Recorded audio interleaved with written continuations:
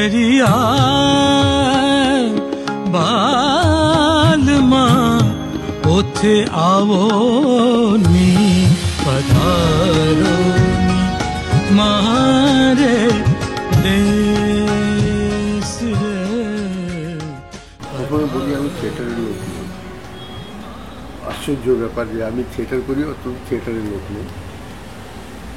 আমি যখন theatre join করি পরবর্তীতে অ্যাজ অ্যান অ্যাক্টার, ওইখানে একটা অ্যাক্টিং ক্লাস হতো। আমি ভেবেছিলাম যে অ্যাক্টার, সেটাও একটা বিশাল বড় গল্প যে আমার কোনো ইচ্ছে ছিল না, একটা প্রেসারে আমি কোথা থেকে এলাম। আরেকজন নিয়ে এলো আমাকে যে ভাই আমি কথা বলতে পারবো না, চলো তুমি আমার হয়ে কথা বলো, আমি অ্যাক্টিং করব। ওটাকে ভর্তি করতে গিয়ে আমি ভর্তি হই। তারপরে তো 30 বছর কেটে গেল থিয়েটারে। কিন্তু থিয়েটারে এসে যখন শ্যামানন্দ জানানের সাথে পাড়া থেকে থিয়েটার স্টার্ট করলাম, কিছুই জানতাম না, সব কিছু আমার কাছে নতুন ছিল। থিয়েটারের ভাষাটা আলাদা, ওদের ডিসিপ্লিনটা আলাদা, সবই কিছু আলাদা। যা শিখেছি আমি পাড়া থেকে করতে করতে শিখেছি। আমার কোনো এডুকেশন নেই এর সম্বন্ধে। আজকে লাইট করছি, লাইটেরও কোনো এডুকেশন নেই, আমি করতে করতে শিখেছি। আমি তাপসদারও কাজ দেখেছি, আর বিদেশ থেকে অনেক ওই সময়টা অনেক ডিজাইনার আসতেন, তাদের অ্যাসিস্ট্যান্ট হয়ে কাজ করে। আমার যে এখন মেন টেকনিশিয়ান, তার অ্যাসিস্ট্যান্ট হয়ে কাজ করে। ওর লাইট লাগাতো, আমি সিঁড়ি ধরতাম, তার ধরাতাম, এই করে আমি শিখেছি। তখন এতটা টেকনিক্যাল ফেসিলিটি ছিল না। আমি একটা গল্প বলি। একটা নাটক এসেছিল the rain maker, US consulate থেকে ওটাকে ওনাদিকের সাথে টাই আপ করেছিল। একটা ড্রিল মেশিন খোঁজার জন্য আমরা ব্রাভন রোডে অনেক জায়গায় ঘুরলাম, একটা ভালো ড্রিল মেশিন পাইনি। আর ড্রিল মেশিন পেয়েছি, তার দাম যা চাইলো পুরো সেটের বাজেট ওরকম, এরকম অবস্থা ছিল। আমেরিকান কনসুলেট থেকে যে ডিজাইনার এসেছিল, খুঁজে খাজে ওদের রিকোয়েস্ট করে একটা ড্রিল মেশিন আনলো। ড্রিল মেশিন ছাড়া ওই সেটটাকে, এত বড় 2 তলা সেটটাকে দাঁড় করানো সম্ভব ছিল। আজকে ওই ড্রিল মেশিন মুড়ি মুড়কির মতন রাস্তায় পাওয়া যায়। আজকাল কর্ডলেস ড্রিলও বেরিয়ে গেছে, এতটা তফাৎ হয়েছে। কিন্তু আমরা তখনও পিছিয়ে ছিলাম, এখনও পিছিয়ে আছি। কিন্তু বিদেশে যাই শো করতে, পুরো সিস্টেমই আলাদা। তবে অনেক প্রোগ্রেস করেছে কলকাতা, এখন অনেক প্রোগ্রেস করেছে, কিন্তু দিল্লি বোম্বে থেকে এখনও পিছিয়ে আছে। টেকনিক্যাল ওয়াইজ অনেক পিছিয়ে। ওরা 10 বছর 12 বছর 15 বছর আগে আছে। এটা শুধু লাইটের কথা বলছি ইন টোটাল। তুমি যখন নাকি একটা নাটক করো, ডিসাইড করলে বা তোমার সঙ্গে জিনিসটা হচ্ছে, তুমি নাটকে লাইটটা করবে, তুমি ডিজাইন করবে, তুমি প্রথমে নিশ্চয়ই স্ক্রিপ্টটা শুনতে চাও যে কী হচ্ছে, কী নিয়ে নাটকটা না করছে। এবার সেই স্ক্রিপ্টটা শুনে তুমি নিশ্চয়ই বলো যে আমি রিহার্সাল দেখবো, তাই তো? এবার এই স্ক্রিপ্টটা তুমি শুনলে, তুমি রিহার্সালটা দেখলে, দেখার পর তুমি কিভাবে অ্যাপ্রোচ করো? আমি স্ক্রিপ্ট নিই, চেষ্টা করি পুরোটা পড়ার। আজ পর্যন্ত কোনো স্ক্রিপ্ট পুরোটা পড়তে পারিনি। কেন? ল্যাঙ্গুয়েজ প্রবলেম তো আছে। যদি চালু ভাষা যদি স্ক্রিপ্ট হয়, ওটা পড়তে অসুবিধা নেই। শক্ত বাংলায় যদি হয়, আমি পড়তে পারি। তখন কী করি, আমি কোনো একটা বাঙালি বন্ধুকে জোগাড় করি, তুই পড়তো, আমি শুনি, একটু শুনে একটু মানে মানে মাইন্ড সেট করি যে আচ্ছা আচ্ছা এটা বলতে চাই। প্রত্যেক ডাইরেক্টর তো ওই স্ক্রিপ্ট ওর ডিরেকশন দিলে অন্যভাবে দেবে, তুমি ডিরেকশন দিলে অন্যভাবে দেবে। ওর নিজের থিওরি আছে, ও নিজেরভাবে করবে। এবার ডিরেক্টর ও কী ভাবছে, হ্যাঁ এরম এরম এরম ভেবেছি, ঠিক আছে। যখন ব্লকিং হয় তখন আমি অ্যাভয়েড করি ব্লকিংয়ের সময় যাওয়াটা। ব্লকিং যখন কমপ্লিট হয়ে যায়, তারপরে তো শেষ শো পর্যন্ত একটু অর্ধেক চেঞ্জ হয়। তখন যখন ব্লকিংটা ফাইনাল হয়ে যায়, তখন আমি ঢুকি। তখন ডাইরেক্টর সাথে বসে বসে আমি স্ক্রিপ্টে পুরো আমার কিউ শিটটা তৈরি করি। আমার যদি কোনো স্ক্রিপ্ট দেখো, তুমি 5 বছর পরে যদি ওই মানে নাটকটা ভুলে যাও, ওই স্ক্রিপ্টটা বার করলে তুমি ওই স্ক্রিপ্টটা দেখে বলে দেবে ব্লকিং কোথায় কোথায় ছিল। তো পুরো আমার নিজের স্ক্রিপ্ট তৈরি হয়। তারপরে মুড তৈরি করি। আমি কি করি, পেন্টিংই তো লাইট দিয়ে পেন্টিং করছি, মিডিয়াটা আমার লাইট আছে। ব্ল্যাক অ্যান্ড হোয়াইট একটা পিকচারকে লাইট দিয়ে আমি পেন্টিং করছি। এটাতে আমার খুব হেল্প হয়েছে ফটোগ্রাফি খুব ভালোবাসি। আমার সারাক্ষণ, এখন না মোবাইল এসে গেছে, আমি খেতে না পারলেও ওরা ক্যামেরা থাকতো আমার কাছে, আমি ফটোগ্রাফি করতাম। ওই ফটোগ্রাফিতে সোর্সটা বলে, লাইট কোন দিক দিয়ে আসছে, এই সোর্স, এইখানে হাইলাইট হচ্ছে, এদিকে ডার্ক আছে, না এইদিকেও একটু দেখাতে হবে, তো কোন অ্যাঙ্গেলে কী লাইট লাগাও, এসব পড়াশোনা না, এটা প্র্যাকটিক্যাল করতে করতে যে নলেজটা, ওই নলেজ থেকে আমি লাইট করি। এই আকসুদ্দি যে নাটকটা আমাকে সুদীপ্তরা বললো, গোধূলি বেলাটা খুব আছে, গোধূলি বেলায় হচ্ছে, তোমরা দেখেছো নাটকে ফিল করতে পেরেছো না গোধূলি বেলাটা, ওই কালারটা কী করে হবে? এমনি যে কোনো কালার লাগালে তো হবে না। আজকে তুমি বললে আমাকে যে কুল চাই, আমি সঙ্গে সঙ্গে ওকে বললাম 201 লাগিয়ে দাও।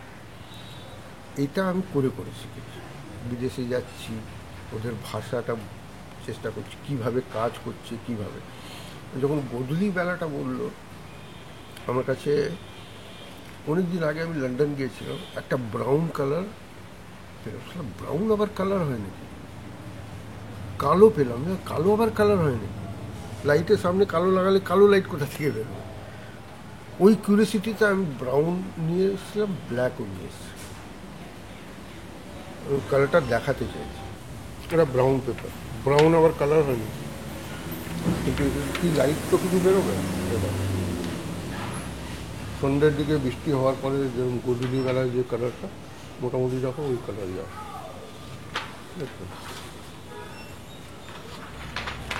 এটা হচ্ছে কালো, লাইট দিয়ে আবার কালো রঙ বেরোয় না। খুব কিউরিয়াসিটি ছিল, এই কালারটা নিয়ে এসেছি আমি কালো। পরে জানলাম যে লাইটের যে ইন্টেন্সিটি ওটাকে কমানোর জন্য, ইন্টেন্সিটি কমে যায় এটাকে, আর একটা টোন চলে আসে ডে লাইটে।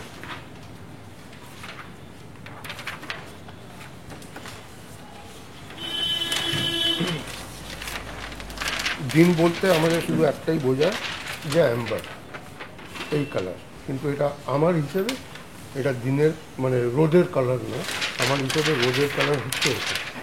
দেখো রোদের কালার পাচ্ছ তো, দেখো পরিষ্কার বোঝা যাচ্ছে, দেখো রোদের কালার। অ্যাম্বারে অনেক শেড আছে, যেমন এইটা, এটা পুরো গোল্ডেন হয়ে যায়। যখন লাইট ডিজাইন করো, দুটো জিনিস সব থেকে বেশি ইম্পর্টেন্ট হয়। একটা হচ্ছে যে অভিনেতা তাকে দেখানো ভালো করে, আরেকটা হচ্ছে যে একটা অ্যাম্বিয়েন্স তৈরি করা, যেটা তুমি মুড বলছো। তোমার ক্ষেত্রে কোনটা বেশি গুরুত্বপূর্ণ হয়? মানে হয়তো যে তুমি যদি পুরো ফ্রেমটাকে কালার করে দিলে, তো তুমি যে মেন ক্যারেক্টার আছে তার মুখ দেখাতে হবে, তো মুখ না দেখা গেলে তো ফ্রেম কমপ্লিট হলো না। আমি পুরো ফ্রেমটাকে ধরি, ফ্রেমটা ও ক্যারেক্টারটা কত ইম্পর্টেন্ট, ততই লাইটটা কতটা আমাকে কোন এরিয়াটাকে হাইলাইট করতে হবে, পুরো ফেস, ও তো অভিনয়, যেটা এক্সপ্রেশন তো আমাকে দেখাতে হবে, কতটা দেখাতে হবে আমাকে, ওই ফ্রেমটা তৈরি করে এই মুডে একটা এখন কষ্ট পাচ্ছে না কি খুশি আছে, কি বলতে চাইছে, একটু লাইট ওটাতে হেল্প করে। কারণ আমরা পুরো ফিল্মটা দেখি, একটা ক্যারেক্টার, শুধু একটা ক্যারেক্টারকে 10 সেকেন্ডের জন্য দেখানো আছে, আর কিচ্ছু দেখানো নেই, সেটা অন্য সিচুয়েশন, সেটাও তো ক্যামেরা ফোকাস। আমি একদম পুরো ওটাকে বলি, আমি জুম করে নিয়ে গেলাম, পুরো জুম শট, যে কারোর উপরে লাইট নেই, শুধু একটা ক্যারেক্টার উপরে জুম। ওটা যেই আমি লাইটটা ওপেন করলাম, মানে ক্যামেরা ব্যাক গেল। এই তো ক্যামেরা সিস্টেম, লাইটও সেম আছে, সব টোটাল ভেবে যে কীরকম পেন্টিং হচ্ছে, এই সিনে কি দেখানোর আছে, as a light designer, as a director কী ভেবেছে, ওইভাবে করে। যেমন বোমাতে লাস্টে দেবুদা সেন্টারে এসে বসছে, সব লাইট কেটে গিয়ে জুম করলাম, এবার জুম ওপেন করছি আমি, সব লাইট 100% ফুল উইথ ফগ, এবং ওনার জ্ঞান প্রাপ্তি আছে। ওটাকে জুম করে যদি ওইখানে ব্ল্যাক আউট করে দিতাম, ওই ক্যারেক্টার ওইখানে মরে যেত। যেই ওটাকে আবার ওই যে আলোকটা ব্রাইট হলো, দর্শক ওটাকে ফিল করেছে, একটা কাগজে লিখেও ছিল, দর্শক বেরোন হল থেকে বেরোনোর সময় আলো মেখে বেরোয়। একটা ডিমান্ড ছিল, কারণ নাটক জেনারেলি হয় না, আমরা ফেড আউট করে দিলাম, হাততালি পড়লো, কার্টেন পড়লো। আমি এটাতে উল্টো করেছিলাম, একদম ফুল ব্রাইট। জ্ঞান প্রাপ্তি, কাঁকড়া বলে একটা নাটক হয়েছিল, একটা দুটো সময় যেখানে বম পড়ছে। আমি লাল ইউজ করি না, আমার কাছে একটা ফায়ারের কালার আছে, আমি ওটাকে ইউজ করি, দরকার পড়ে ওটা মাঝে মাঝে টাচ দিয়ে বেরিয়ে যায়। পুরো লাল করে দিলাম ওটা, মুম্বাই নাইটসে করেছি, পুরো লাল করে কিন্তু সাদাটার সঙ্গে সঙ্গে ঢুকে দিয়েছি, মিক্স করে দিয়েছে। পুরো ফেসগুলো, পুরো পুরো ফ্রেমটা লাল, ক্যারেক্টারগুলো ইন্ডিভিজুয়াল, পুরো ক্যারেক্টারগুলোকে দেখা যাচ্ছে। লালকে টাচই করি, মানে ওই যে লাইটগুলো কোথা থেকে এসছে, মানে ফটো দেখলে তুমি বলতে পারবে ক্যারেক্টারগুলো পরিষ্কার দেখা যাচ্ছে। লাল ক্যামেরার তো দুশ্মন, ক্যামেরার দুশ্মন, কিন্তু ক্যামেরাকে ডিস্টার্ব করছে না। আমি এইভাবে ওটাকে সাদাটাকে ঢুকিয়েছি যেন ক্যারেক্টার পুরো পরিষ্কার থাকে, আর আমার যা পারপাস আছে ওটা সলভ। আর ফ্রেম যেটা বললাম কিছুক্ষণ আগে, যে কোন ক্যারেক্টারটা ইম্পর্টেন্ট, ক্যামেরাটা ওকে দেখায়। খুব কম সময় হয় যে ব্যাক টু ক্যামেরা কেউ ডায়লগ বলছে, তো ক্যামেরাটাকে ওপেন একটু করলে যা হয়, তাহলে একটু প্রসেনিয়ামটা পাওয়া যায়। বেশি জুমটা ভালো লাগে না, পেছনে কী হচ্ছে কী নয় ওটা যদি না দেখা যায় সিনেমাতে, তাও আমাদের সারাক্ষণ যদি জুম জুম জুম জুম দেখে তো ভালো লাগবে না। ওয়াইড শটে যাই, ওয়াইড শট এটাই যে একটু ফিল থাকে, আর ক্যারেক্টারকে হাইলাইট ওই জোন দিয়ে করি, এই কারণে জোন ইউজ করি। 6 জন বলছে, মোটামুটি 6 জনকে পরিষ্কার দেখা যায়। আর সবসময় একদম পুরো ওয়াশ করে রাখাটাও মানে ভাল লাগে না, ফ্ল্যাট হয়ে ফ্ল্যাট থেকে কিছু তো হাইলাইট করতে হয়, কোনো এক ক্যারেক্টারে তো তুলি বেশি মারতে হয়,